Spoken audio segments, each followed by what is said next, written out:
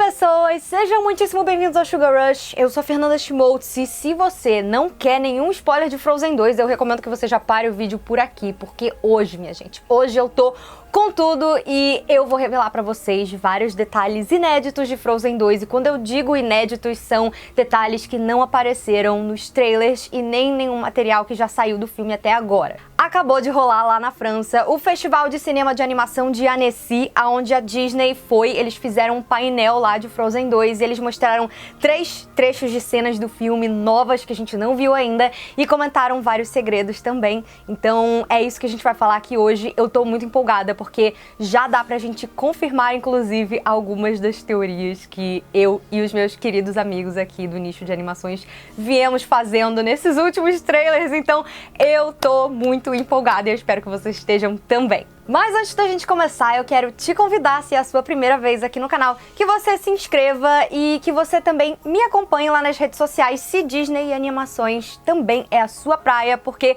eu tô no Twitter e no Instagram praticamente o dia inteiro comentando todas as novidades que saem em tempo real. Então me segue lá se você quiser ficar bem informado.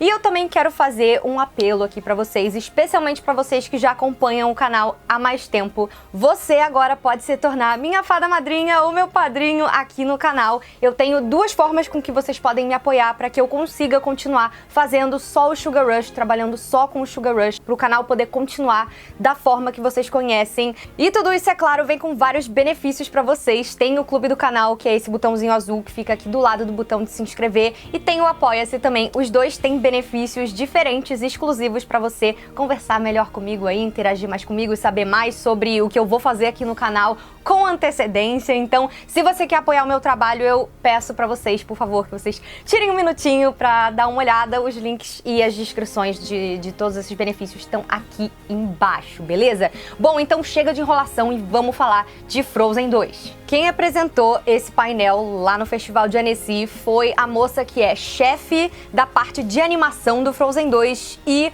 o cara que é chefe do departamento de efeitos especiais do Frozen 2. Então são pessoas que estão realmente chefiando e coordenando tudo que tá acontecendo no filme. Eles disseram também que faltam ainda 7 semanas pra eles terminarem toda a parte de animação do Frozen 2 e 10 semanas pra eles terminarem os efeitos especiais. Então muita coisa não tava exatamente finalizada para as pessoas que assistiram, mas como aqui a gente só vai ter a descrição, isso não tem problema. Mas quem tava lá falou que teve uma parte que mostraram que tá finalizado e que a animação tá num nível surreal e eu tô muito empolgada. Bom, o que é que eles mostraram lá, né? Foram essas 3 sneak peeks que não estavam nos trailers e eles também lançaram um pôster novo, que é o pôster francês, que é sempre uma coisa mais artística e linda. E esse pôster já dá alguns segredos aí pra gente, então vamos analisar ele rapidinho. Ele retrata a jornada que os nossos heróis vão embarcar nesse segundo filme, ó. Em cima a gente vê a Elsa liderando o grupo, saindo das terras congeladas de Arendelle e indo em direção ao norte, que é onde a gente sabe que vai se passar a história.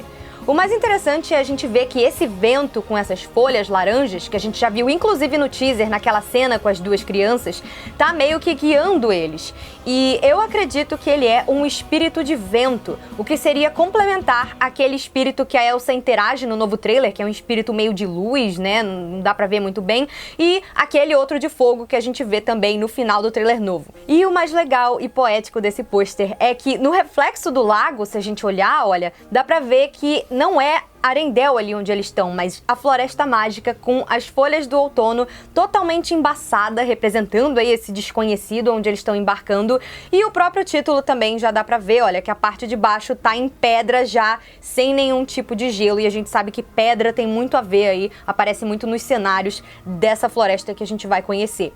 Eles revelaram uma coisa muito importante também, que é que Frozen 2 vai se passar exatamente 3 anos depois do primeiro Frozen, então elas estão bem mais velhas e, pelo que eu entendi, parece que a Anna agora tá mais ou menos com a idade que a Elsa tinha no primeiro filme, né? Ela também já é agora maior de idade. A chefe da parte de animação do Frozen, que é a Becky Breezy, ela disse no festival que esse filme ele realmente é uma sequência e tudo nele, né, todo esse mistério que a Anna e a Elsa vão ter que desvendar, tem a ver com perguntas que foram levantadas no plot do primeiro Frozen. Então realmente vai ser bom se a gente reassistir de qualquer forma o primeiro filme antes de ver esse segundo, né?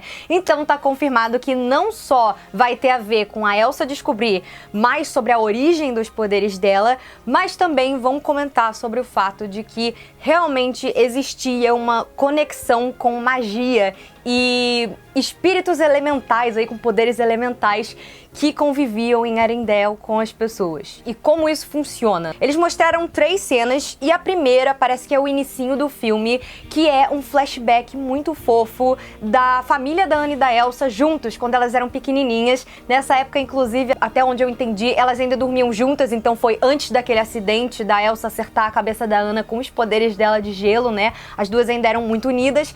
E aí a gente vê uma cena fofa, que é uma coisa que a gente nunca tem tempo de ver no primeiro filme, né? Dos pais com as duas. Os pais estão sentados na ponta da cama, né? As duas estão meio que se preparando pra dormir e o pai tá contando uma história meio assustadora pra elas. Falaram que a dinâmica da cena é muito bonitinha e aí a gente vê meio que a Anna e a Elsa abraçadas, um pouco assustadas, mas ao mesmo tempo muito animadas com a história que o pai tá contando. E a mãe delas está rindo, né? Da reação delas enquanto o pai conta a história. E ele conta essa história como se ele fizesse parte dela mesmo. Então dá a entender que aquele menino que a gente viu no primeiro teaser com as folhas e aquela menina com umas roupas meio indígenas de tribo, né? Que na real é obviamente naquela floresta mágica, mas que realmente é ele. Então possivelmente aquele menininho é mesmo o Rei Agnar. E aí a história que ele conta é de que antigamente em Arendelle as pessoas conviviam com espíritos que tinham esses poderes elementais de água, fogo, ar e terra. Mas que um dia, e ele não diz muito o motivo, até onde pelo menos o pessoal que estava lá comentou, de por que isso aconteceu, mas aparentemente teve uma guerra e uma briga muito séria e aí os elementais foram se esconder nessa floresta, mas as pessoas também sofreram, né? Então eles não convivem mais bem.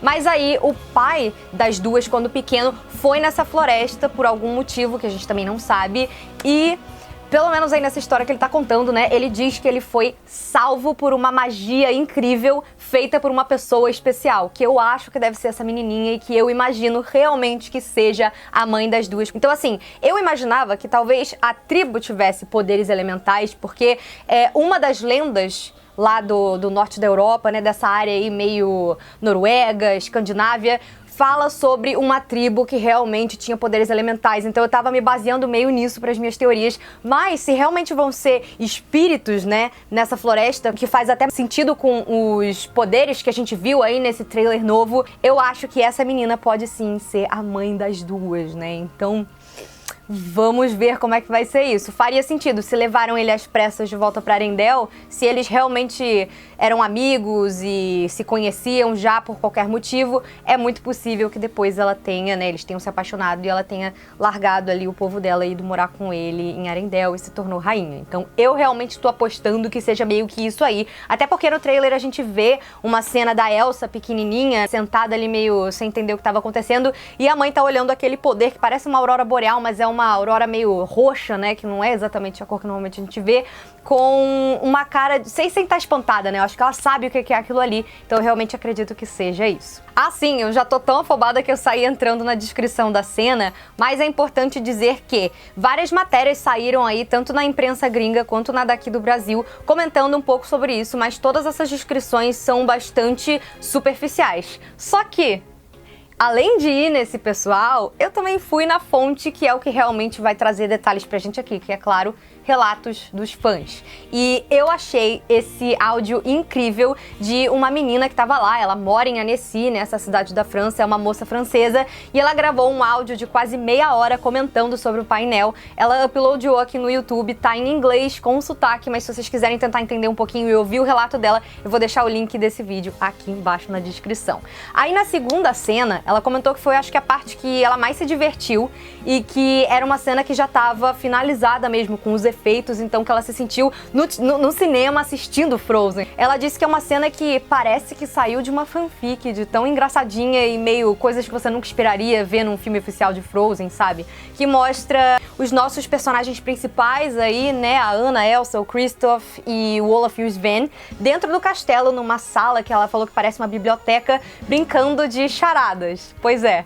E aí que essa cena é muito fofa e dá pra ver melhor aí a dinâmica dos personagens, e que ela acha que essa cena é logo em seguida depois desse flashback que eu comentei com vocês agora, né, do pai das duas contando a história. Essa história da charada, essa cena da charada é muito bonitinha porque ela revela um pouquinho mais sobre os personagens e como eles estão se sentindo no começo do filme. Passaram 3 anos, mas ela disse que dá pra notar que a Elsa ainda não tem muita confiança nela mesma, ela ainda é meio... ela não sabe interagir muito bem com as pessoas, e que isso dá uns momentos muito engraçadinhos. O Sven não tá obviamente brincando, mas ele tá segurando um balde com os papeizinhos que são aí o que eles têm que puxar pra tentar adivinhar, e eles dividiram em 2 equipes, né? A Anna e a Elsa versus o Olaf com o Kristoff.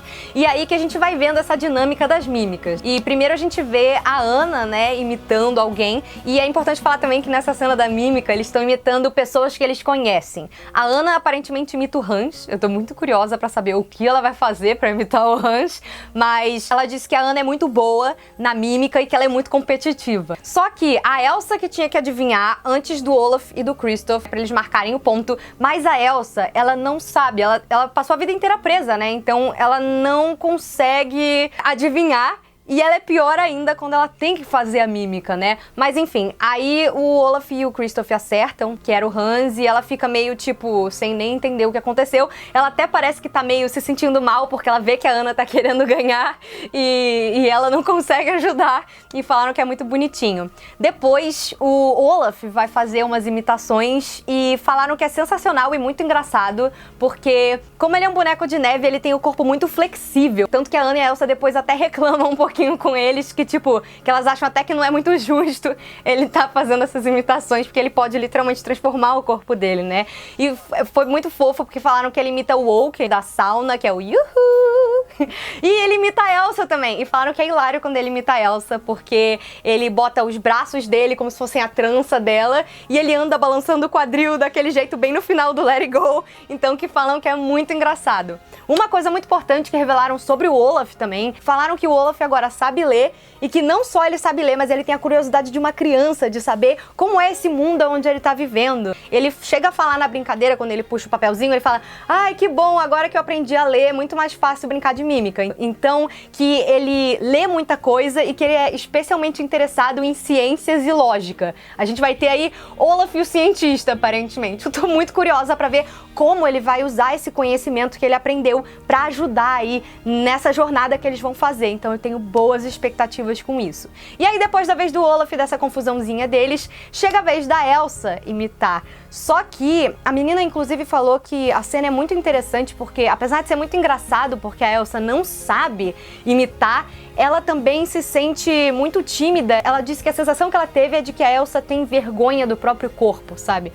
Faz muito sentido com toda a metáfora aí que a gente viu dos poderes da Elsa no primeiro filme e com toda a forma que ela viveu, né? Ela realmente é muito reclusa e é muito interessante a gente ver isso porque realmente parece que vai ter mais pra Elsa conseguir se libertar das amarras dela. Eu não sei vocês, mas pelos curtas que a gente viu entre os 2 filmes, ela já parecia muito mais bem resolvida e mais tranquila. E apesar dela estar bastante serena nos teasers e no teaser e no trailer que a gente já viu, é bom saber também que ela ainda tem questões internas muito grandes que ela vai resolver, né? E aí ela tá lá meio tentando imitar, e aí, de repente, do nada, a cena que era toda fofa, a gente leva um baque porque, do nada, a Elsa começa a ouvir uma voz meio etérea, como se estivesse flutuando no ar, e ela fica meio nervosa, né? Ela começa a olhar pros cantos e tentar achar de onde que tá vindo, e ela percebe que ninguém mais tá ouvindo o que ela tá ouvindo. Então, ela fica meio assim, ela não comenta nada, mas cortou o clima pra ela e ela quer ver de onde veio essa voz. Então ela para de fazer a charada, né, e vira pra Anna e fala: ai, gente, quer saber? Eu tô cansada, eu vou dormir.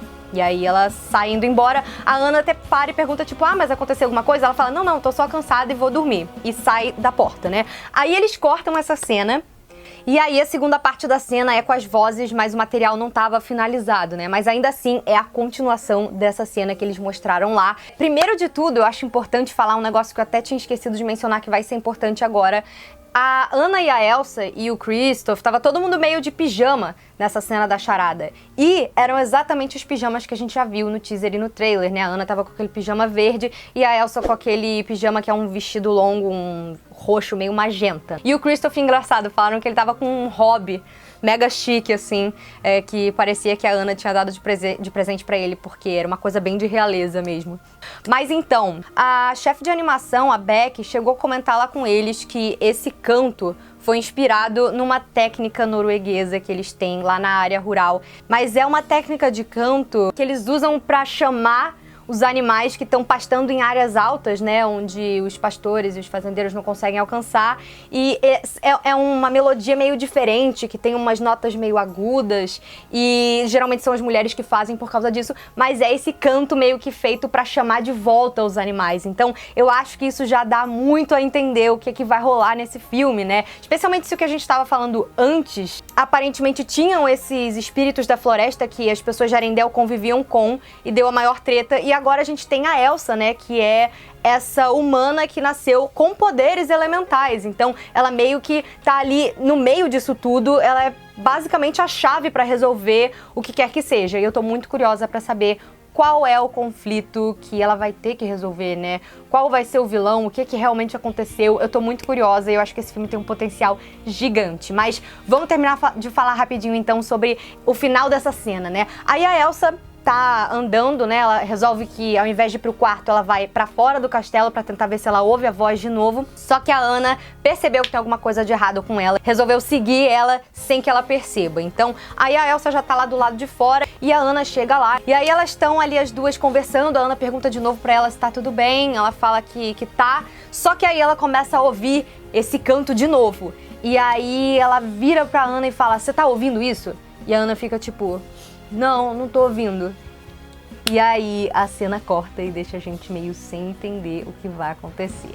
Eu não sei exatamente como que falaram isso, porque são tantos lugares falando coisas diferentes, mas aparentemente essa cena vai acabar com a Anna e a Elsa dormindo, né, naquela mesma noite, e a Elsa vai acordar e provavelmente é aí que ela vai encontrar com aquele elemental lá que brilha, né. Eu tô só na dúvida agora que eu não consegui entender ainda se será que essa voz que ela tava ouvindo veio desse espírito com o qual ela vai interagir, ou são duas coisas diferentes, porque esses espíritos estão querendo realmente chamar ela. E como a ideia veio desse Cooning, que é um canto de chamado de volta pra casa, pode fazer muito sentido sim, de que o lugar da Elsa possa ser nessa floresta aí. Eu não acho que ela vai embora de Arendelle, mas eu acho que ela vai ser uma peça-chave pra resolver, obviamente, essa confusão que tá rolando, e eu acho que ela vai conseguir trazer paz. A minha teoria no momento é que ela, no final do filme, vai acabar conseguindo trazer paz aí entre os espíritos mágicos dessa floresta, a tribo que mora lá e as pessoas de Arendelle. Até porque a gente vê, além desse espírito e da voz, os cristais, né? Quando ela interage com esse espírito, ela acaba conjurando esses cristais aí, que tem aqueles símbolos que, inclusive, no trailer a gente já viu, que eles estão marcados ali nas pedras que são justamente na entrada para essa floresta mágica. Então, eu não sei exatamente quantas forças estão chamando ela, mas ela realmente tem que ir. E aí, logo depois que acordam esses cristais, né? Provavelmente a gente já entra naquela análise que eu fiz do trailer, se você quiser ver eu vou deixar linkado aqui, sobre o Pab, que é o rei dos Trolls, falar um pouco sobre isso pra Elsa, já que os Trolls também são meio criaturas mágicas, eles sabem um pouco mais dessa história e eles que vão mandar a Elsa nessa jornada. E a última e terceira cena, gente, deixei pro final porque é um negócio inacreditável, é a continuação, é o desdobramento do que acontece exatamente depois que a Elsa encontra com aquele cavalo de água no trailer. Se você não quiser spoiler sobre isso, eu realmente recomendo que você pare por aqui.